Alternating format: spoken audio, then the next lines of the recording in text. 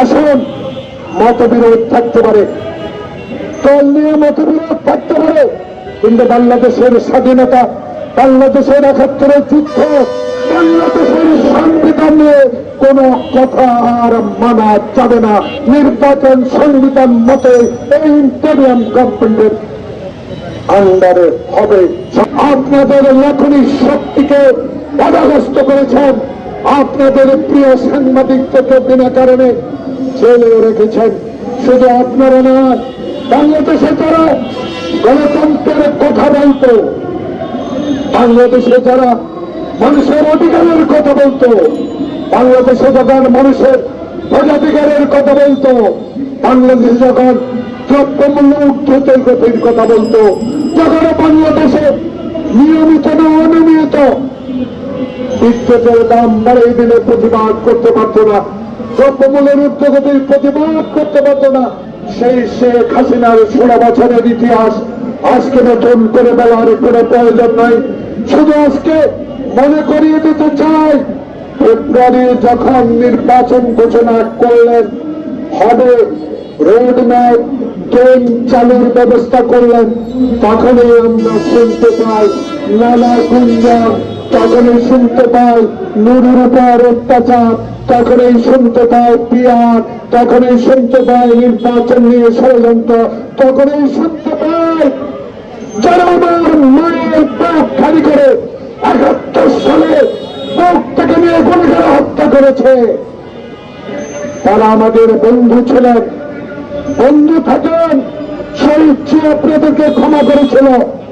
আজকে আমাদের নেত্রী আপনাদেরকে মন্ত্রিসভায় অংশগ্রহণ করিয়েছিলেন। আজকে যদি আবার যখন সভাপতি নির্বাচন এই ডক্টর প্রফেসর মোহাম্মদ ইউনূস এই দেশে করবেন, তারই পূর্ব মুহূর্তে আবার কিসের ষড়যন্ত্র শুরু করেছেন?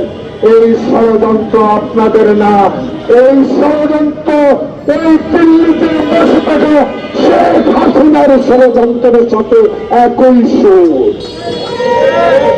তাই আজকে গণতন্ত্র ফোরামের এই সভা থেকে একজন রাজনৈতিক কর্মী হিসেবে বাংলাদেশের স্বাধীনতার যুদ্ধে খালি প্রায় অংশগ্রহণ করা একজন যোদ্ধা হিসাবে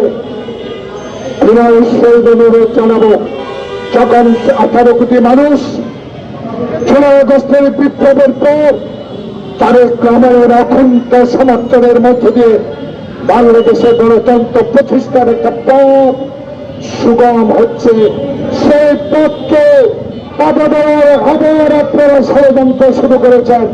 এই ষড়যন্ত্র আপনাদের কোন লাভ হবে না, লাভ হবে দিল্লি, লাভ হবে শেখ হাসিনা।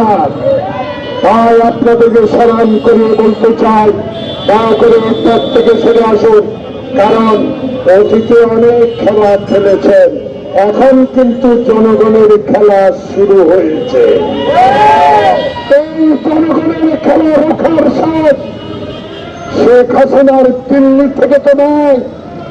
আপনারা যারা বলেন পিয়ার, আপনারা যারা বলেন নির্বাচন হতে দেবে না, আপনাদের পক্ষে সম্ভব না, কারণ দেশের জনগণ প্রফেসর মোহাম্মদ ইউনূসকে সমর্থন দিয়ে এই সরকার পরিচালনার দায়িত্ব দিয়েছে।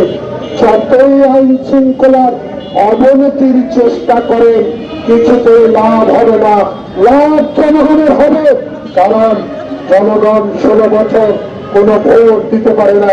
আমার নেতা তারেক রহমান, আমার ভোট আমি দেব, আমার পছন্দের লোককে ভোট দেব।